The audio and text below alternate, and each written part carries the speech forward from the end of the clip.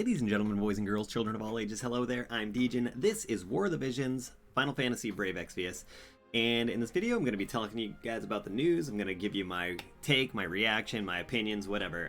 We have Sheridan coming up, which is a Vision Card / Esper for Earth-based units. We have Winter Unit reruns, which is pretty huge, and a ton of Master Ability 2s and stuff like that. So let's just start talking about it. Sheratin, this is the new Vision Card. I talked about it last week a little bit, but it first of all, I gotta say the art on this card looks amazing. Okay, the Esper is pretty cool. It's for Earth type units, magic attack up, slash attack resistance up, and accuracy up. Those are all pretty nice things to have. Like this is a pretty wombo combo of a card. Area attack resist up and accuracy up for Earth type units, and a global exclusive on this card is missile attack resistance up and max HP up. So I think they added this to this card since we just got Summer Jaden, and he might be a little pesky thorn in the side of these Queen Macheries. And maybe the missile attack there is supposed to, the missile attack resist is supposed to make those Jaden a little less dangerous. Probably still really dangerous for a Queen Macherie though. So when you summon this thing, the Esper version of Sheratin, it does have the map effects where it buffs attack magic and lowers enemies' earth resistance, which is a very, very good buff. This is a great card for like guild raids and anytime you're using like an elemental team where you really want to buff those units and get that nice earth resistance debuff and stuff like that. So this is just talking about the stuff I already covered. This is a bingo board for the card. Okay, so Character Quest 2. This is huge. Alright, there's an insane amount of Character Quest 2s this week, and a lot of them are URs, most of them. So first of all, Helena, Black-Robed Witch. Seriously? Like, you still see her? She's already good, and she's getting Master Ability 2, so she's gonna get even better. Stern, Knight of Ruin. Glaciella Regalia. All three of those are 100 cost units. So they're just going to be even better. Charlotte is another character in this game that is actually still used constantly all the time. So her getting a buff right now is just, you know? So these four characters in particular for me, they're like, well, maybe not so much Stern. I feel like I don't see Stern that much, but since fire is so like limited, this is still an amazing fire unit. Charlotte's on top still for lightning. Helena's up there still for dark. There's a lot of amazing dark units now though, so maybe this will bump her back up. She's already amazing, especially for PvE. Anyways, Ryu and Vadim, whatever, you know, they're cool. But here's the big thing: Winter Vinera and Winter Viktora. Now you might be like, what about the other winter units? So there's no Winter Luartha on here, but Winter Vinera and Winter Viktora. However, Winter Ramada and Winter Macherie are also getting their master abilities updated. So they're all getting buffs. So the only winter unit not getting buffs, I believe, from what I can tell, is Winter Luartha. But to be honest, Winter Luartha is just really good anyways. So her stuff is probably coming at a later date, maybe at the holiday time. Probably at the holidays, or maybe even not until next year, who knows. Either way, I know a lot of people have been looking forward to these buffs for the winter units, and also, all those non-winter units are going to be getting double JP this week. Now, since we're talking about winter units, let's get right into the big stuff this week. Are winter units worth pulling for? Or is it bait? Are we about to get Final Fantasy 13 maybe next week? Or a global exclusive or something, who knows? The winter units, they're going to be available.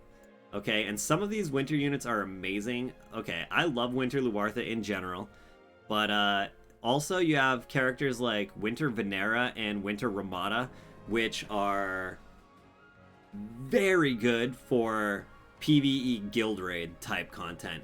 Because they're both really good chainers. They can both fit in a lot and just add to huge amounts of chaining for those kind of teams. But I think really all the winter units have their pros and cons. They're all pretty decent. Maybe you're looking to build like fire. Maybe you just want one of them for a mastery. If you're just getting them for masteries, I would say maybe wait and see what happens in actual winter when it's time, you know, for Christmas and stuff, when they're back on banners.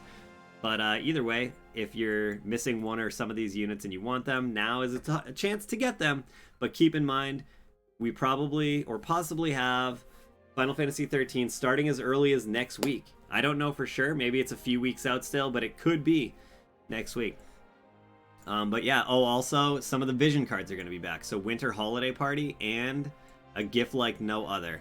All of these cards are going to be back, as well as all the units. So you'll be able to pull for them. It looks like the bingo boards are going to be back for all the units. Probably the cards as well, yep. And I do have to say, the A Gift Like No Other is an amazing win card. It's one of the best win cards for physical win teams, in my opinion. It's not as good for Magic, but it's such a good card. So they're all going to be in Chocobo Expedition and stuff like that. All right, so Bingo Bango Bongo. That's the good stuff, right? We're going to get login bonus for Sheratin, Shards, and Visior, and all that good stuff. Daily quests, day quest items, triple up campaign. So the daily quests are going to be triple drop instead of just whatever, double drop or whatever. Half energy consumption campaign. So the training chambers here are half energy. So this is going to be a great week if you haven't farmed your Blossom of Paradises yet for, you know, the monthly things, or just completing some of these for maybe you need to farm a lot for certain elements or whatever. Half energy consumption campaign. Yum. Yum yum. I'll be farming a lot of that. That's probably what I'll spend most of the week doing personally. Guild gift campaign is getting buffed, or triple drop. More anniversary stuff. There's going to be a daily quest to do once a day. You'll be able to get, first of all, it will have 200 Visior for a first time clear. Then you'll be able to get large energy pots, story skip tickets, king armor pots, king burst pots as rewards. By clearing the quest, you can earn 300 energy in the daily missions. So this will actually remind you to do the quest every day. I know I have a huge problem with clearing daily quests that we have that pop up like this once in a while, but I think if there's a daily mission for it, I will not actually forget to do it. So that's actually super cool. Plus 300 energy. I'm not going to complain about that. The Sheratin is going to be added into the Beast Den because it's an Esper. Okay, so also the Holy Lance Spear. I believe this is the spear that came out with Winter Luartha in JP. I could be mistaken on its release time frame, but I think this was the Winter Luartha Spear in JP. We're just getting it now. So, you know, I'll farm some of these. I think it's cool that we're getting it finally. I mean, we've been using Winter Luartha without it for so long, but that's going to be her spear. More storyline is coming out. And what else? +6. Oh, Wolf Mask and Rune Blade are getting +6 now. Okay, we're also getting Porcelain Tower. I'm not gonna talk about it too much. I feel like I always talk about Porcelain Tower for a long time when they pop up in here. But yeah, I believe it's the Frost Ring.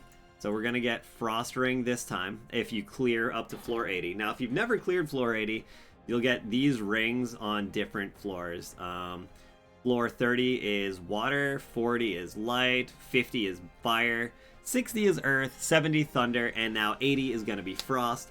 They're pretty good. Like, these items are really good. They're all completely free and farmable. You just have to farm them up. And yeah, so you guys know the drill, I'm sure. If you're a new player, just know that Porcelain Tower is basically a huge tower. You have 2 weeks to climb to the top and clear it. And when say your units die, say you make it to like floor 7 and your unit dies, right? It will stay dead, but you have a reset button. You can reset your units once a day to refill all their HP and abilities and all that. And when you click it, it resets every unit you own. But that's the other cool thing about Porcelain Tower, is it allows you to use every unit you own. You can make parties, even if you have like kind of a weak party of units that are only like half leveled and stuff. Sometimes it's good to just take that party into the tower and throw it at the enemies, because it also save states the enemies. So say you run in there, you attack this boss or even just a regular mob that might be hard, and you get them to half health, but then you die and lose. It throws you out. When you go back in, that enemy is still going to be at half health. So it's pretty cool, and it's just good to chip your way up the tower. Once you get, like, say you're a new player and you get up really high and the floors start to be super hard, well, you can still chip away at them and then reset, go back in the next day, you know, finish them off, maybe get to the next floor, chip away at them with all the units you have. And you can just work your way up. You have 2 weeks to get up there. And even if you are new, and even if you can't get to the very top to get the Frost Ring, at least knocking out some of these other rings is pretty cool. Also, Rain's Greatsword is available in this tower as well. So you can always get the Rain Greatsword, or if you already have his sword but you don't have it +1 yet, you can get the recipe so that you can make his sword a +1. I think that's about it. Or, yeah, Crimson Saber. That's Rain's Greatsword. Sorry, I should have called it that, I guess. But yeah, that's about it. Oh, there's a limited guild battle as well. It's going to be Ice attack up and Ice unit area attack resistance up. Ice unit area attack resistance up. So, that being said, does that mean we're getting snow next week, maybe? Or whenever this guild battle starts? I feel like usually... So the weird thing to me is, like, if this is because we might be getting snow, why ice and not lightning? Lightning is the main character. This might have nothing to do with it, and also because we've been, like, figuring things out lately from these limited guild battles, maybe they're gonna just stop making the elements, like, have anything to do with the unit that comes out that week, because we figured out Summer Jaden because of one of these, and we figured out Esther because of one of these, and heck, maybe there's an Ice Global exclusive unit coming out next week. Maybe. I don't know. Either way, or also, the other thing is, maybe if they are gonna stop, like, spoiling the things like that, maybe they're making it ice buffs because wind seems actually pretty strong these days. Like, people are using wind a lot. Obviously, I think dark is more strong and light is up there too, but wind is very strong and wind is out there. So maybe they're just buffing ice to entice people to use more ice to take out some of those wind teams. I don't really know. But either way, ice is going to be buffed. So keep that in mind for your limited guild battle map coming up. This won't start this Wednesday, though. This is just announcing it for the 21st. So my guess is it's not going to be any kind of global exclusive this time. It's probably because snow.